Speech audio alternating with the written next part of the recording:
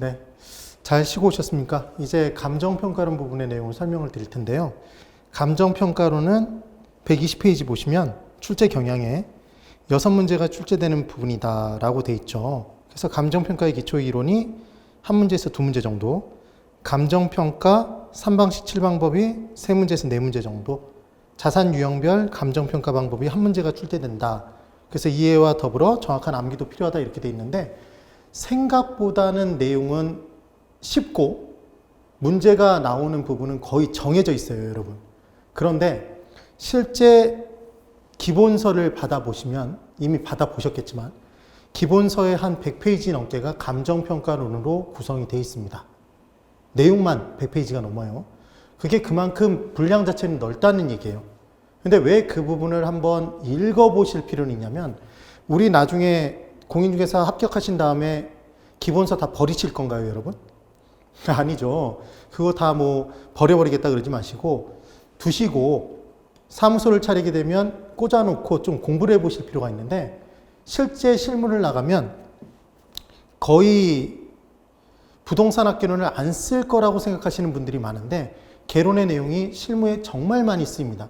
그리고 중개를 잘 하시는 분일수록 개론 부분의 내용을 정확하게 숙지를 하고 계세요. 그리고 많이 이용하시는데, 그 중에 가장 많이 쓰이는 부분이 투자론과 감정평가론이에요. 왜냐하면 건물을 하나 사러 오는 사람이 있다면 그 사람은 그 건물에 투자로 오는 거잖아요. 그럼 투자 가치가 얼마만큼 높은지 낮은지를 설명해 줘야 되겠죠. 시장 가치와 비교해서. 그럼 시장 가치가 얼마가 나갈지를 감정평가를 통해서 제시를 해줘야 될 거 아니에요. 얼마나 가치가 나가요? 이렇게 물어봤더니 그건 제가 잘 모르겠는데요? 이렇게 얘기하면 안 되잖아요. 그래서 이 부분의 감정평가론 부분의 내용을 좀 더 상세하게 한번 보실 수 있도록 집어넣은 것이지, 실제 시험에 기본서에 있는 내용들이 하나하나 세밀하게 다 나오는 건 아니에요. 그럼 이제 제가 시험에 나오는 부분들을 꼭 집어서 딱딱딱 정리를 해드릴게요. 그 부분만 잘 잡고 넘어가시면 됩니다. 첫 번째로. 그럼 첫 번째, 이제 뭐가 있냐면 가치와 가격이라는 게 있대요. 그럼 분명히 가치와 가격이 거의 비슷하게 쓰이고, 감정평가론에 가치와 가격을 구분하는 이 내용 빼놓고는 우리는 가치와 가격을 똑같이 봐요. 그래서 부동산의 가치가 얼마다, 부동산 가격이 얼마다, 이렇게 똑같이 얘기할 수 있어요. 이 부분에서만 다르다라고 보시는 거예요. 그래서 첫 번째 가치 밸류가 있대요. 그럼 얘는 뭐라고 얘기를 하냐면, 대상 부동산의 이제 첫 번째 용어가 하나 나왔어요. 대상 부동산은 무슨 용어냐면, 감정평가 의뢰된 감정평가의 대상이 되는 부동산을 대상부동산이라고 얘기를 해요. 그러면 감정평가 대상이 된 부동산이 대상부동산이면, 그 대상부동산과 비슷한 사례가 되는 부동산은 뭐라고 할까요? 네, 사례부동산이겠죠. 그럼 우리는 감정평가를 통해서 알고 싶은 건 대상부동산의 가격이 얼마인지를 알고 싶다는 것만 기억하시면 됩니다. 그러면 대상부동산을 가지고 있으면 현재를 기준으로 앞으로 미래 유무형의 이익이 발생될 거예요. 그럼 이제 그 미래 유무형의 이익을 추정해서 계산하여 걔를 현재 가치로 고친 값, 얘가 바로 뭐가 되면 가치 밸류랍니다. 그러니까 결국은 어떤 건물이 있는데 그 건물에 미래 발생될 임대 수입이 굉장히 큰 건물이에요. 상업용 건물이. 그럼 그 건물의 가치는 미래 수입, 임대 수입이 작을 건물보다는 더 크겠네요. 지금 그 얘기인 거죠. 그래서 중요한 건 가치 밸류는 현재로 할인한 값이지 미래 가치를 그냥 추계해서 멈춰선 값이 아니에요. 그래서 얘는 미래의 값이 아니라 현재 가치가 된다는 걸 기억해 두세요. 현재 값입니다. 현재 값. 그 다음 디귿. 일정 시점에도 구하는 평가 목적별로 가치는 다수로 존재한대요. 가치는 다수로. 그래서 구하는 목적이 만약에 세금을 부과할 때 쓰이기 위해서는 과세 가치를 구하는 거고, 투자 목적으로 얼마만큼 가치가 나가는지 알고 싶을 때는 투자 가치를 구하는 거고, 이렇게 각각 일정 시점에도 평가 목적별로 가치는 다수가 존재한답니다. 그리고 가치, 밸류의 전문가는 공인중개사가 아니라 미래 유무형의 이익이 얼마만큼 나가니까 얘는 현재 얼마 이렇게 정해주는 전문가는 감정평가사예요. 감정평가사가 전문가랍니다. 그러면 똑같은 건물이어도 감정평가사별로 가치를 다르게 평가할 수 있겠죠. 그래서 얘는 주관적이고, 그리고 아직 화폐로 구체화되어 있지 않다 그래서 추상적 개념이라는 표현을 씁니다. 이게 가치예요. 그런데 이때 가치가 만약에 1억일 때 파는 사람과 사는 사람이 1억 가격을 화폐를 주고받으면 그 돈이 바로 뭐냐면 가격 프라이스가 됩니다. 그래서 기억, 대상 부동산의 거래 대가로 실제 지불된 금액이랍니다. 그럼 여러분, 실제 지불된 순간 얘는 과거인가요? 미래인가요? 실제 지불이 됐다라면 얘는 이미 과거가 된 거죠. 그래서 얘는 과거의 값이고 일정 시점, 예를 들어 건물이 하나 있을 때 그 건물이 2020년 11월 1일에는 가격이 만약에 10억에 거래가 됐다면 그 2020년 11월 1일에는 누가 봐도 10억에 거래된 가격 하나밖에 없는 거잖아요. 그래서 일정 시점에 거래된 금액은 하나다. 그리고 그 건물에 2020년 11월 1일에 얼마에 거래됐는지 2018년도엔 얼마에 거래가 됐는지 가장 잘 아는 건 누가 제일 잘 알까요? 공인중개사가 제일 잘 알겠죠. 그리고 2020년 11월 1일에 10억에 거래가 된 가격 프라이스가 있다면 누가 봐도 10억인 거죠. 그래서 객관적 개념이고 이미 화폐로 구체화되어 있다는 표현을 쓰는 거예요. 얘는 구체적 개념이 됩니다. 화폐로 표현된 것이므로. 그래서 돈은 이제 가격인 거죠, 지금. 그래서 가치와 이제 가격의 비교를 한번 해보면 건물이 하나 있는데 이 건물의 가치가 1억이었답니다. 그런데 지하철이 들어섰어요. 그럼 사회적, 경제적, 행정적 위치 중에 경제적 위치가 더 좋아짐에 따라 그 건물의 가치가 1억 5천으로 올라갈 수 있겠죠. 그러면 1억 5천 가치인데 가격이 아직까지 1억이라면 서로 사기 위해 경쟁할까요? 그렇겠죠. 그러면 가격은 올라갈 거예요. 그래서 가치가 올라가면 가격은, 거래되는 가격은 올라가지만 가격을 올렸다고 해서 가치가 올라가는 건 아니에요. 만약에 가격, 서로 주고받는 금액을 올리면 부동산의 가치가 올라간다면 매번 어떤 일이 발생할 거냐면 A가 B를 불러요. A는 B를 누구라고 부르냐면 부인이라고 불러요. 그러니까 둘은 부부인 거죠. 임자 우리 짜고 치는 거야 그러면서 원래 가격이 1억인데 2억을 주고받은 거예요. 그럼 가치가 2억으로 올라가나요? 그건 아니죠. 그러니까 가치가 올라가면 가격이 올라가지만 가격이 올라간다고 가치가 올라가는 것은 아니다. 이렇게 나오겠죠. 그 다음 가치와 가격은 단기에는 가치가 1억인 건물이 있으면 얘 1억에 거래될 수도 있을까요? 실제로? 그럴 수도 있겠죠. 그런데 얘 1억 500에 거래될 수도 있겠죠. 그리고 얘가 9,500에 거래될 수도 있겠죠. 그리고 9천만 원에 거래될 수도 있겠죠. 그럼 얘는 1억 1,000에 거래될 수도 있을 거예요. 예를 들자면. 그러면 단기에는 가치와 가격은 괴리가 나타날 수 있나요? 달라질 수도 있는 거죠. 반드시 달라진다가 아니라 달라질 수도 있는 거예요.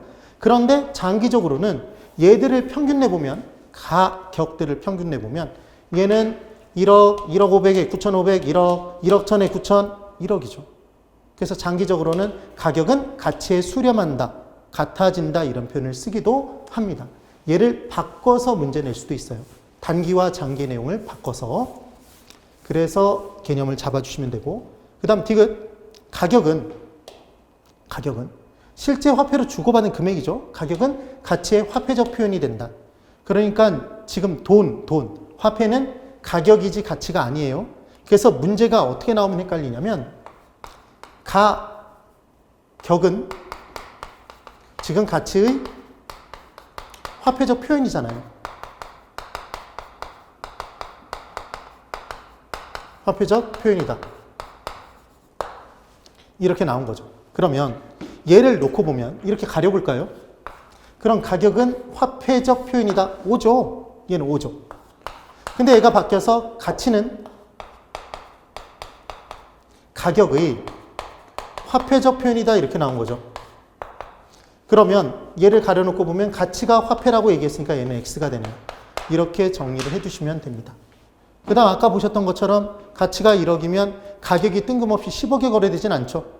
그래서 가치와 가격은 비스무리하게 거래가 되는데 가치는 가격의 플러스 마이너스 오차다 이런 표현을 쓰는 겁니다. 그래서 이렇게 정리를 한번 해주시면 되고요. 자, 이제 2번 가치 발생 요인과 가치 형성 요인이라는 걸 한번 설명을 드려볼게요. 그럼 얘는 어려운 게 아니라 가치가 발생하도록 만드는 요인들이 있고 그 가치가 높다, 낮다, 높게 형성될 요인, 낮게 형성될 요인들이 있답니다. 그래서 각각의 요인들이 어떻게 이제 발생이 되는지, 구성이 되어 있는지를 한번 보는 거죠. 그래서 가치 발생 요인은 우리가 유상유의라고 외울 거예요. 탤런트 유의시가 있죠. 유상유의. 그래서 첫 번째로 가치가 발생하기 위해선 유용성이 있어야 된대요. 얘 쓸모가 있어야 되는 거죠. 그러니까 우리는 쓸모없는 걸 돈 주고 살 리 없겠죠. 그래서 유용성을 뭐라고도 하냐면 효용성이라고도 합니다. 근데 뭐라고 함정을 파냐면 치사하게 효율성이다 이런 함정을 파요. 효용성이지 효율성 아니에요. 그 다음 아무리 유용성이 크더라도 지금 공기는 유용성이 큰가요? 공기 없으면 죽는 거예요. 그런데 제가 만약에 촬영하고 있는 우리 촬영자에게 내 자리의 공기는 특별하니까 내 자리의 공기를 10만 원에 사세요. 또는 1,000원에 사세요. 그러면 촬영자가 이제 다시는 저하고 대화를 안 섞겠죠. 왜? 상태가 제가 나쁘니까. 그게 무슨 말이냐면 공기는 분명히 유용성이 크지만 다 같이 완전하게 공유하고 있는 거죠. 그럼 가치가 발생할 리가 없답니다. 경제적 가치가 제로가 되는 거죠. 그래서 상대적인 희소성이 있어야 돼요. 누구는 있고 누구는 없고. 그래요. 그 다음 아무리 유용성이 크고 상대적 희소성이 있더라도 사고 싶은 욕구만 있고 살 수 있는 능력이 없다라면 시장에서 거래되지 않을 거예요. 그래서 사고자 하는 욕구에 살 수 있는 능력이 가미된 유효수요가 존재해야 된다. 지금 그 얘기입니다. 그리고 아무리 유효수요까지 있더라도 법으로 이전이 불가능하게 만들어져 있다면 가치는 발생하지 않을 거예요. 그래서 이전성이 또 포함됩니다. 그래서 얘를 외울 때 유상유의라고 기억하는 거죠. 그 다음 이 네 가지는 하나만 있으면 되는 게 아니라 얘는 상호 유기적 관계로 얽혀져 있다라고 얘기를 하는 거예요. 그 다음 디귿 가격의 이중성이라는 게 있는데 수요 공급에 의해서 우리 가격이 결정되죠. 근데 가격이 높아지면 다시 상대적 희소성이 유효수요가 가격이 높아지면 구매력을 갖춘 사람이 줄겠죠. 그럼 다시 수요가 줄어서 가격은 내려가겠죠. 그래서 수요와 공급에 의해서 결정된 가격이 다시금 가치 발생 요인에 영향을 끼치고 다시 수요와 공급의 영향을 다시 되돌려준다고 그래서 얘를 가격의 이중성이라고 그래요. 어떻게 기억하시면 되냐면 처음에 이 가치 발생 요인들이 수요 공급에 영향을 끼쳐요. 그럼 수요 공급에 의해서 가격이 결정됐는데 그 가격이 다시 이 가치 발생 요인의 영향을 되돌려주는 거죠. 그러면 수요 공급에 의해서 결정될 때까지는 가격이 아이고 형님 이러다가 일단 딱 결정된 다음에 다시 영향을 되돌려주는 거잖아요. 자기가 주도적으로. 그래서 이중적인 특성을 띈다 이렇게 기억을 해두시면 됩니다. 그 다음 가치 형성 요인은 일반적 요인과 지역적 요인, 개별적 요인이라는 것으로 나눠지는데 일반적 요인은 우리가 부동산학 총론에서 공부했던 상대적 위치의 가변성이라고 생각하시면 돼요. 그래서 사경행, 사회적, 경제적, 행정적 요인. 그래서 사람과 관련되어 있는 건 다 사회적 요인이고 실은 경제적과 행정적이 아니면 사회적 요인이었죠. 경제적 요인은 돈 수입 비용과 관련되어 있으면 경제적 요인, 제도 규제 정책과 관련이 있으면 행정적 요인이라고 우리가 기억을 했었잖아요. 이렇게. 그 다음 니은 지역적 요인은 대상 부동산의 종류별, 용도별로 그 지역 내에서 영향을 끼치는 요인들이에요. 그래서 주거용 부동산에서 우리가 추구하는 효용성이 있나요? 주거용 부동산에서는 매출이 많이 발생해야 된다 이런 거 아니죠. 그럼 주거용 부동산은 쾌적성이 높아야 되고 편리성이 높아야 되잖아요. 그럼 상업용 부동산은 매출이 많아야 되고 수익성이 높아야 되겠죠. 공업용 부동산은 비용이 절감돼야 되겠죠. 우리가 입지이론에서 공부했던 내용들. 그러면 주거용 쾌적성과 편리성, 상업용 수익성과 매출 증대, 공업용은 생산성과 비용 절감 이런 내용들을 기억하시면 됩니다. 그러니까 무슨 얘기냐면 상업용 부동산의 가치 평가를 할 때, 감정 평가를 할 때 이 상업용 부동산이 속해 있는 지역에 인구가 굉장히 많아요. 그러면 얘는 수익성이 높고 매출이 증대될 가능성이 높겠죠. 교통 체계가 잘 갖춰져 있다라면 그때는 또 수익성이 높아지겠죠. 이런 얘기를 하는 거죠. 주거용 부동산인데 해당 지역에 공원이 있으면 쾌적성이 높겠죠. 주거용 부동산인데 해당 지역에 이마트, 저마트, 그마트가 있으면 생활의 편리성이 높겠죠. 그런 얘기입니다. 그 다음 개별적 요인이 있대요. 얘는 대상 부동산의 개별적인 요인들인 거예요. 그래서 개별 부동산에만 영향을 끼치는 요인이다 이렇게 얘기를 하네요. 그래서 이것들이 다 복잡하게 움직여지고 서로 연관성을 띠고 있고 끊임없이 변한다 그래서 가변성을 띈대요. 제가 한 가지 개념을 한번 설명드려 볼게요. 이게 어떤 관련이 있는지를 한번 생각해 보자는 거죠. 1이라는 지역이 있습니다. 일지역에 감정평가 의뢰된 대상 부동산이 있대요. 그래서 얘를 대상 부동산이라고 합니다. 근데 이 1지역에 뭐가 위치가 돼 있냐면 여기에 이렇게 지하철이 위치가 돼 있대요. 그러면 이 대상 부동산의 용도가 뭐로 이용되는 게 최고 유효한 이용이 되는 거냐면 주거용 부동산으로 이용되는 거랍니다. 그럼 보실까요? 이게 대상 부동산이 주거용 부동산이든 상업용 부동산이든 공업용 부동산이든 지하철이 있고 없고는 이 대상 부동산의 가치에 영향을 끼치는 일반적인 요인이잖아요. 그러면 지하철 교통체계의 변화는 경제적 요인에 속하겠네요. 돈 수입 비용과 관련이 있으니까 이 내용이 되죠. 그러니까 지하철은 분명히 일반적 요인이기도 해요. 그런데 지금 얘가 주거용 부동산이라면 주거용 부동산에서 추구하는 바가 쾌적성과 편리성인데 지하철이 해당 지역, 대상 부동산이 속한 인근 지역에 지하철이 있다면 얘는 생활의 편리성이 높겠죠? 맞나요? 그래서 얘는 가치를 높게 평가해줄 지역적 요인이 갖춰져 있는 거죠. 그러니까 지하철은 지역적 요인이기도 합니다. 그런데 이때 이 대상 부동산인 주거용 부동산이 이 지하철과 멀리 떨어져 있잖아요. 얘는 거리가 멀죠, 지금. 접근성이 떨어지죠. 그런가요?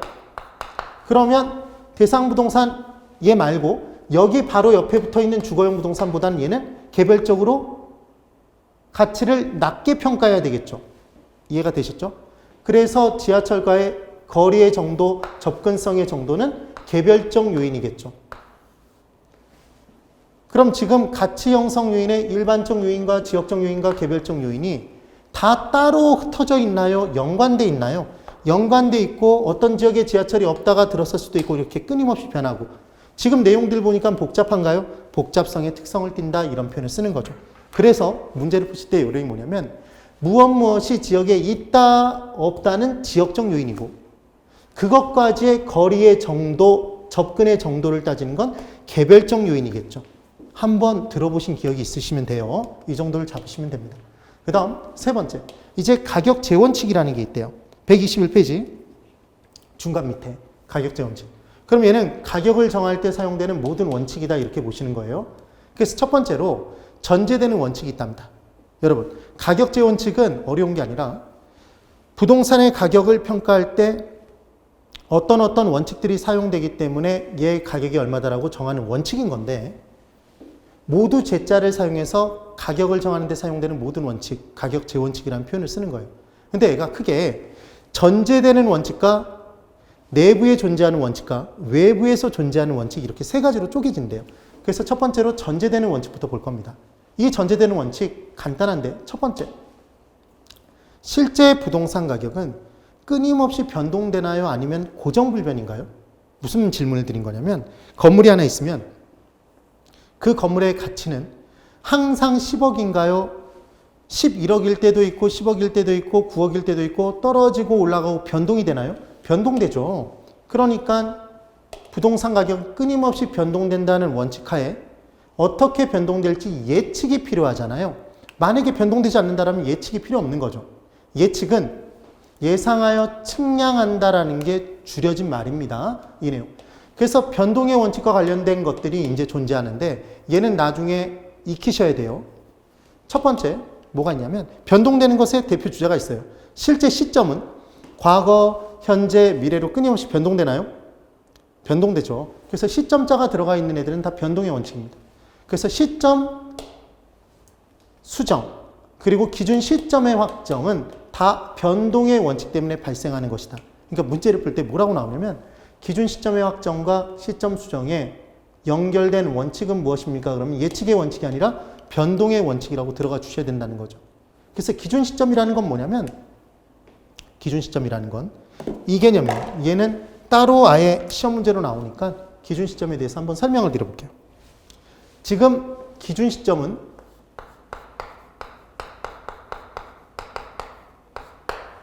이런 얘기예요.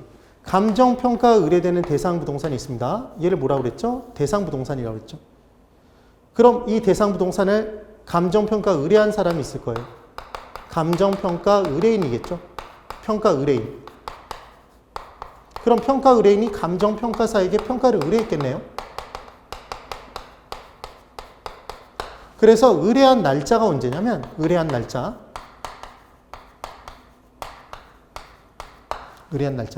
얘가 2020년 1월 4일에 의뢰를 했대요. 의뢰를 했답니다.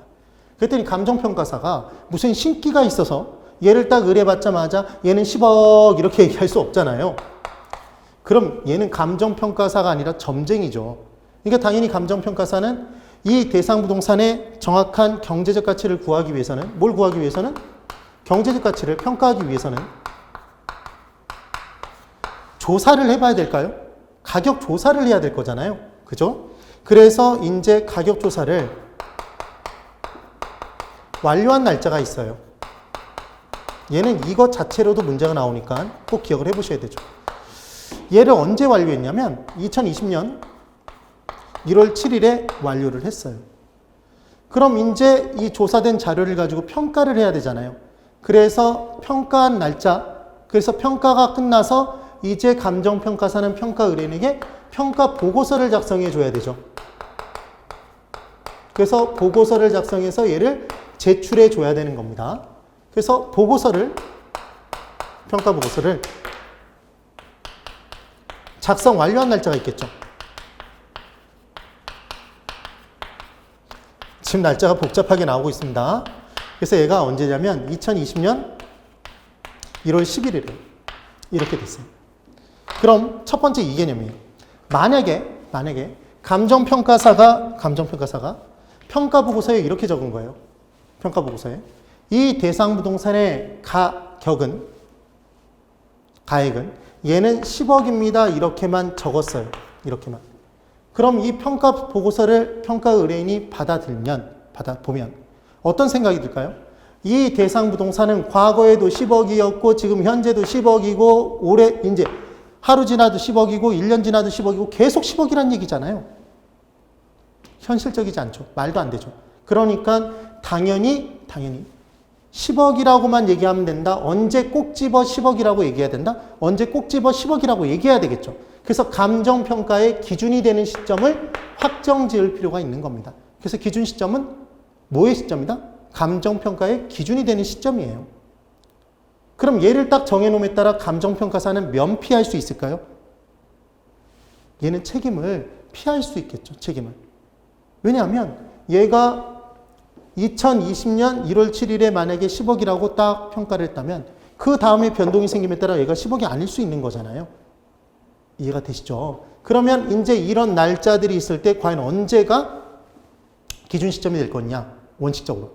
그럼 중요한 건 감정평가사는 평가된 자료를 분석해서 그 자료가 모아진 시점에 10억이라고 얘기를 해준 거잖아요. 그러면 지금 그 시점은 언젠가요? 가격 조사를 완료한 날짜겠죠. 그래서 얘가 원칙적으로 기준 시점이 되는 겁니다. 의뢰한 날짜 아니고 보고서를 작성 완료한 날짜가 아닌 거죠. 이 사이에도 변동이 될 수 있으니까 이 내용이 된답니다. 되셨죠? 그런데 이때 평가 의뢰인이 이 대상 부동산 관련해서 1년 전에 소송이 진행이 됐어요. 그러니까 1년 전에 분쟁이 생겼고 지금 소송 중인 거죠. 그럼 1년 전에 얼마의 가치가 나갔는지 궁금할 수도 있겠네요. 그럼 과거로 돌아가서 평가해달라고 할 수 있겠죠. 얘를 뭐라고 얘기를 하냐면 소급평가라고 합니다. 그럼 미래 시점을 잡아놓고 그 시점에 맞춰서 평가해달라고 얘기를 하면 얘를 기한부평가라고 얘기를 해요. 그러면 이때 과거로 돌아가서 평가해주세요. 미래로 어느 한 시점을 잡아놓고 평가해주세요. 누가 의뢰한 거죠? 평가 의뢰인. 그러니까 기준 시점은 기본적으로 누가 정하지만 감정평가사가 정하지만 평가 의뢰인이 정할 수도 있다? 정할 수도 있습니다. 그럼 소급평가를 하기 위해서는 과거 일정 시점에 자료가 충분해야 소급평가가 가능하다. 자료가 충분하지 않아도 자료가 충분해야 소급평가가 가능하겠네요. 이런 내용들이 따라 나오겠죠. 그래서 무슨 시점? 기준 시점의 확정은 뭐 때문에 하는 거다? 변동의 원칙 때문에 하는 거죠. 언제 꼭 집어서 얼마다라고 얘기해 줘야 되니까. 그 다음 시점 수정은 대상 부동산이 있습니다. 이 대상 부동산 얼마냐고 물어봤더니 옆에 똑같은 부동산이 하나 있는 거죠. 그래서 똑같은 부동산이 거래가 됐는데 얘가 10억이니까 너도 10억이야. 이렇게 평가하는 방법이 있대요. 이게 바로 뭐냐면 거래사례 비교법이에요. 비교 방식. 그런데 얘 대상 부동산 2021년 1월 4일이에요. 1월 4일. 기준 시점이 2021년 1월 4일입니다. 얘 얼마냐고 물어봤더니 사례 부동산 얘랑 똑같아요. 얘 5층짜리 건물, 5층짜리 건물, 중앙 냉난방 장치, 엘리베이터 깔려 있어요. 그 다음 복도에 대리석 다 깔려 있네요. 똑같아요. 물리적으로 똑같아요. 그리고 얘 평수 다 똑같습니다. 면적도. 그런데 얘가 언제 거래가 됐냐면 2020년 1월 4일에 거래가 됐대요. 그럼 2020년 1월 4일에 10억에 너랑 똑같은 게 거래됐으니까 너 2021년에 1월 4일에 10억이야 이렇게 얘기하면 안 되겠잖아요. 되시죠? 우리가 알고 싶은 건 어느 시점에? 기준 시점에서의 가액이니까 이때 이 거래된 시점을 기준 시점으로 수정해 줄 필요가 있다? 얘를 뭐라고 하냐면 시점 수정이라고 하는 거죠. 시점 수정 왜 필요하죠? 시점자는 시점이 끊임없이 뭐 된다? 변동된다. 변동의 원칙. 기억해 두시라는 얘기죠. 그 다음 니은에 예측의 원칙이라는 게 있어요. 예측의 원칙. 그럼 얘는 앞으로 미래 수익이 얼마가 될지 예측을 해서 그 미래 수익을 현재 가치로 환원하는 수익 환원법에서 적용이 된답니다. 나중에 정확히 공부하실 거예요. 그 다음 대상 부동산 내부에 존재하는 이제 원칙들이 있는데 얘를 대내적 원칙이라고 해요. 얘를 내부적 원칙이라고도 합니다. 첫 번째 기억. 균형의 원칙이라는 게 있대요. 그럼 균형의 원칙은 뭐냐면 대상 부동산, 대상 건물 내부의 시설물들끼리의 균형의 정도를 따지는 거예요. 그래서 예를 들어 이런 개념이 되겠죠. 이렇게 한번 생각해 보시는 거예요. 개념이 그렇게 어렵진 않습니다. 건물이 있어요. 건물. 근데 얘가 20층짜리 대형 쇼핑몰이에요. 그리고 정말 잘 지어놨어요. 엘리베이터도 정말 훌륭하고 대리석 복도 깔려있고 화장실도 다 금변기예요. 대단하죠. 그런데 얘 유일한 흠이 있어요. 뭐냐면 쇼핑몰인데 주차시설이 5대 꼴랑 끝이에요. 그것도 지상에만. 그럼 여기에 한번 쇼핑하러 온 사람들은 다시는 안 오겠네요. 왜냐하면 지금 이 대상 부동산의 내부 시설물들끼리 다른 시설물들과 내부적으로 내부에 있는 주차시설의 균형이 깨진 거잖아요. 그럼 이 부동산의 내부 시설물들끼리의 균형이 깨짐에 따라 기능이 저하되겠죠? 그러면 이 부동산의 기능적 가치가 떨어지죠? 얘를 기능적 감가라고 합니다. 되세요? 그러면 이제 이렇게 기능적 감가가 나타나서 이 건물의 가치가 얼마냐면 얘가 80억이래요. 이럴 수도 있겠죠. 예를 들자면. 그런데 이제 주차장 시설을 확보할 수 있대요. 그래서 얼마를 들이면 확보할 수 있냐면 10억을 들이면 이제 주차시설을 확보할 수 있답니다. 충분히 여유롭게 확보할 수 있대요. 그래서 10억을 들여서 만약에 주차시설이 전체 부동산의 내부 시설물들과 균형을 이루게 되면 기능이 높아져서 기능적 감가가 이루어지지 않아서 얘 건물의 가치가 얼마가 되냐면 120억이 된대요. 이럴 수도 있겠죠? 그러면 10억이라는 돈을 추가 투자할까요? 안 할까요? 하겠죠.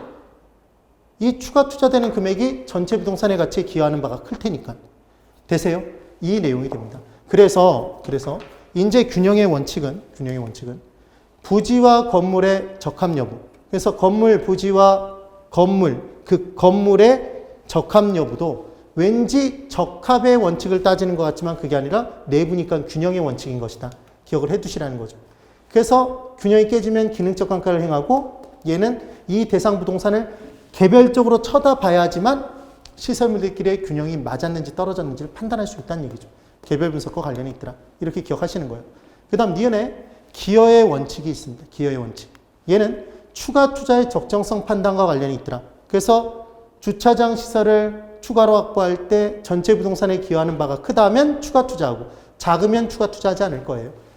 그래서 당사자 사이에서 한정되는 상태의 가격, 한정 가격과도 관련이 있더라. 얘는 지금 보실 필요는 없어요. 그 다음 디귿의 수익 배분의 원칙과 이제 수익 배분의 원칙이 있대요. 얘는 뭐냐면 대상 부동산 내부에서 수익이 딱 발생하면 내부적으로 먼저 배분할 거 아니에요. 내부적으로. 그럼 수익을 배분한다는 얘기는 생산하고 남는 게 있다는 얘기인가요? 그렇죠? 얘를 잉여 생산성의 원칙이라는 표현을 쓰기도 합니다. 그 다음 얘는 무엇과 관련이 있냐면 수익 분석법이라는 방법과 관련이 있대요. 얘는 수익 방식에서 임료를 구하는 방법인데 그래서 기억하시는 방법은 수익 비읍 이렇게 기억을 하실 거예요. 나중에 또 정리를 할 겁니다. 그리고 잔여법에 쓰인대요. 예전에 최진실 씨가 나온 영화가 있었어요. 그게 수잔 브링크의 아리랑이라는 게 있었는데 수잔을 기억하시면 돼요. 수잔. 그래서 수익 배분의 원칙은 잔여법에서 사용되더라. 이 정도 개념. 그 다음 수익체증 체감의 법칙이라는 게 있는데 얘는 뭐냐면 이런 개념입니다. 토지가 있어요. 이 토지에 1층을 올렸어요. 수익이 급격히 증가해요. 2층을 올렸더니 또 수익이 급격히 증가합니다. 3층째도 4층째도 급격히 증가해요. 그러다가 5층째를 딱 올리니까 수익이 증가되는 폭 자체가 확 줄어요. 그럼 얘는 4층까지만 올리는 게 좋을 거 아니에요. 그 자본과 노동은 다른 데 투입하는 게 낫겠죠. 그래서 수익이 체증하다가 체감이 된다면 이때 층수를 여기에 멈춰서는 게 좋다. 이게 수익 체증 체감의 법칙이래요. 그래서 층수 결정과 관련이 있더라. 층수는 내부적으로 결정하죠. 한계요용 계층의 결정과 관련이 있더라. 그래서 추가 투자의 적정성 판단과도 얘도 관련이 있다라고 기억을 해두시면 됩니다. 되셨죠? 그래서 이 부분에서 시험 문제는 어떻게 나오냐면 아직 외부적 원칙을 공부하지 않았지만 내부와 외부를 섞어놓고 문제를 내요. 그래서 외우시는 방법이 우리 수강생분 중에 한 분이 이걸 저한테 주셔서 제가 이제 써먹는데 내부에, 몸 내부에 균이 수수수 이렇게 들어있는 거죠. 균이 이가 아니라 기입니다. 균이 수수 이렇게 기억해 주시면 돼요. 됐죠? 그러니까 얘가 내부고 얘를 뺀 나머지는 전제되는 원칙이거나 외부란 얘기죠. 그래서 외부에 존재하는 원칙은 대외적 원칙은 크게 두 가지가 있답니다. 그래서 외부와 적합해야지만 대상 부동산의 가치가 높게 평가된다. 얘가 시장성의 감퇴를 따지는 거죠. 그래서 어떤 경우가 있냐면 20층짜리 대형 쇼핑몰이 있는데 내부적으로 너무 훌륭해요. 그런데 얘가 정말 논 한가운데 있는 거죠. 정말 변두리 외곽에. 사람이라고는 찾아볼 수 없는 곳에 있어요. 그러면 그 다른 외부 지역과 어울리지 않죠? 그러면 외부적 요인들과 적합하지 않으니까 경제적 가치가 떨어져요? 기능이 떨어져요? 기능이 아니라 경제적 가치가 떨어지죠. 그래서 시장성의 감퇴, 인근 지역과의 불균형이 대표주자고 얘는 경제적 감가와 관련이 돼 있다. 이런 표현을 씁니다. 그리고 얘는 외부를 봐야 되니까 지역 분석과 관련이 있죠. 그리고 경쟁의 원칙은 20층짜리 대형 쇼핑몰이 있는데 옆에 또 20층짜리 대형 쇼핑몰이 있으면 내 마음대로 그냥 100억, 200억 받을 수 있나요? 둘 사이의 경쟁을 통해서 가격이 결정되겠죠. 그래서 경쟁의 원칙은 동일한 수요와 공급의 꽃역 안에 있다면 대체가 가능할 것이고 대체의 원칙. 대체가 가능하니까 이때 경쟁이 나타날 거예요. 뭐가 없어질 때까지? 초과이윤이 없어질 때까지. 그 내용이 되겠죠. 한꺼번에 연결된다는 걸 기억하시면 됩니다. 그래서 이제 개념들을 그렇게 정리를 한번 해보는 거죠. 그래서 네 번째로 부동산 가격에만 적용되는 특수한 원칙이 있대요. 그럼 얘를 어떻게 기억해 두시면 되냐면 부동산은 용도가 하나인가요? 다양한가요? 다양하죠. 그럼 그 다양한 용도 중에 최고 유효한 용으로 쓰일 때 가치가 제일 높게 평가된다. 최유효용의 원칙이 있는 거죠. 그런데 일반적인 재화는 베개는 용도가 하나인가요? 두 개인가요? 그랬더니 베개는 베고 비는 기능도 있지만 남편을 응징하고 부인을 응징할 때 쓴다. 이러면 안 되죠.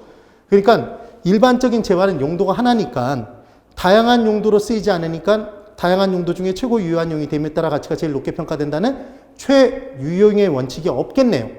그래서 최유효 이용의 원칙은 부동산 가격을 정할 때만 적용되는 원칙이겠죠. 또 하나, 그 베개가 비단 이불 위에 있든 누더기 이불 위에 있든 베개의 가치는 똑같아요. 왜냐하면 들고 옮길 수 있으니까. 근데 부동산은 들고 움직이지 못한 성격, 무슨 성? 부동성이 있기 때문에 어느 지역에 있어서 얼마만큼 외부적 지역과 어울리는지 어울리지 않는지에 따라서 가치가 달라지네요. 그래서 적합의 원칙도 부동산 가격에만 적용되는 거죠. 그래서 우리는 최유용의 원칙과 적합의 원칙은 부동산 가격에만 적용되는 특수한 원칙이라는 걸 기억해 두십니다. 그래서 기억하실 때 우리 투자론에서 포트폴리오에서 효율적 포트폴리오들의 모임, 효율적 전선과 투자자의 위험에 대한 태도를 나타내는 곡선, 무차별 곡선이 만나는 점, 교차하는 점, 접하는 점, 접하는 점. 우리 어떻게 외웠죠? 무효적. 기억나셔야 돼요. 그게 최적 포트폴리오였잖아요. 최적. 그래서 우리는 최적 가격을 구한다 이렇게 기억해 두시면 됩니다. 따라해 보세요. 최적 가격을 구한다. 예. 그래서 최유효의 원칙, 적합의 원칙이 적용되더라. 그래서 5번, 3방식, 7방법 모두에 적용되는 원칙이 또 있답니다. 그래서 얘를 기억하시는 방법은 대체의 원칙은 3방식, 7방법에 대체적으로 다 적용된다 이렇게 기억하세요. 그래서 대체적으로 다 적용되는 원칙은 뭐다? 대체의 원칙. 이렇게 적용해 주시면 됩니다. 되셨죠? 그래서 지금 122페이지에 중간 괄호 5번에 3방식 7방법 모두에 적용되는 원칙까지 설명을 드렸고 그 다음 4번에 이제 지역 분석과 개별 분석의 내용을 설명드려 볼게요. 그럼 얘는 지역 분석은 말 그대로 감정평가의 대상이 되는 부동산이 속해 있는 지역을 분석하는 거예요. 이 지역을 분석하는 거죠. 그럼 지역을 넓게 분석하겠죠? 전체적 거시적 분석이라고 얘기를 하는 겁니다. 그럼 대상 부동산과 외부적 요인과의 적합의 여부를 따지겠네요. 적합의 원칙과 관련이 있겠죠.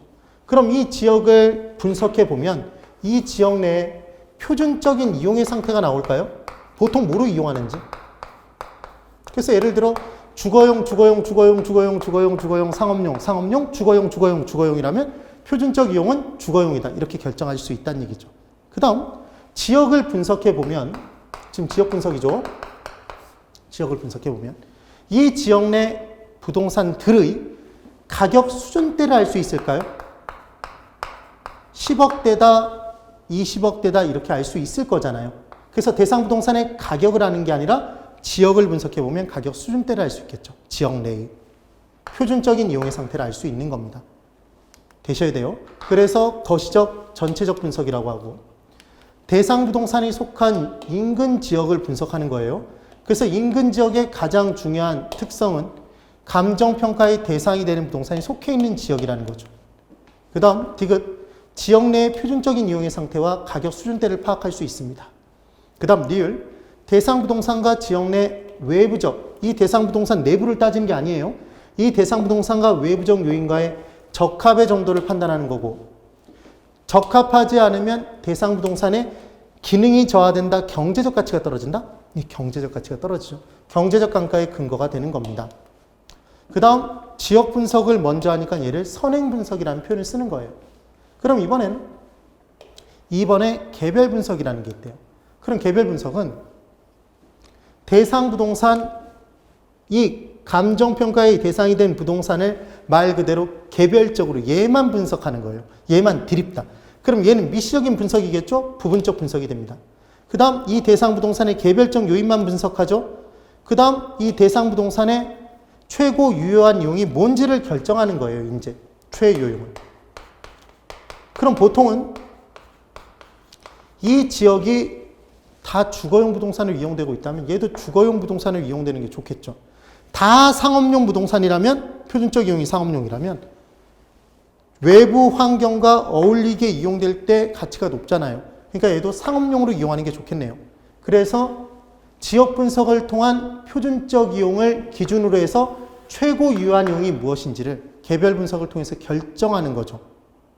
그리고 이 대상 부동산의 가격을 지역 분석을 통해서 나온 이 지역 내 가격 수준대를 기준으로 해서 개별적 요인을 분석해서 다른 주변 부동산보다 개별적으로 더 우월하다면 가격을 좀 더 높게 평가하고 개별적으로 열등하면 가격을 좀 더 낮게 평가하겠네요. 그래서 얘는 가격을 결정하겠죠. 되시나요? 그래서 이때 리을, 대상 부동산의 내부적 요소들 간의 균형 여부를 판단한다. 지금 그 얘기가 나오는 겁니다.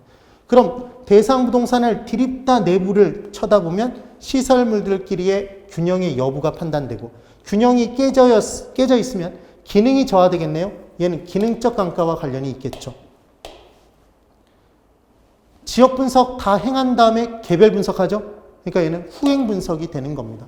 그래서 이제 지역 분석과 개별 분석의 관계를 한번 보면 지역 분석보다 개별 분석이 먼저 행해질 수 있다 그러면 얘는 X죠. 뭐부터 먼저 해야 된다?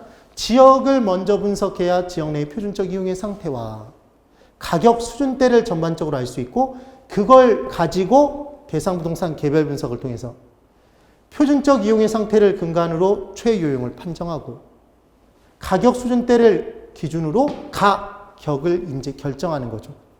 그래서 지역 분석은 선액 분석입니다. 개별 분석이 먼저 행해질 수 있다는 X. 그 다음 니은 표준적 이용은 최유용의 판단 기준이 된다. 5조. 그런데 표준적 이용과 최유용이 반드시 일치한다 그러면 얘는 X가 돼요. 어떤 경우가 있냐면 아파트 단지 내 상가 건물이 있습니다, 여러분. 그럼 아파트 단지 내 상가 건물은 주변의 표준적 이용의 상태는 다 주거용이에요. 근데 그 상가 건물은 상업용 건물로 이용하는 게 가치가 제일 높겠죠. 얼마나 더 높은 금액을 받고 상가 분양을 받았는데요. 걔를 주거용으로 바꾸겠어요.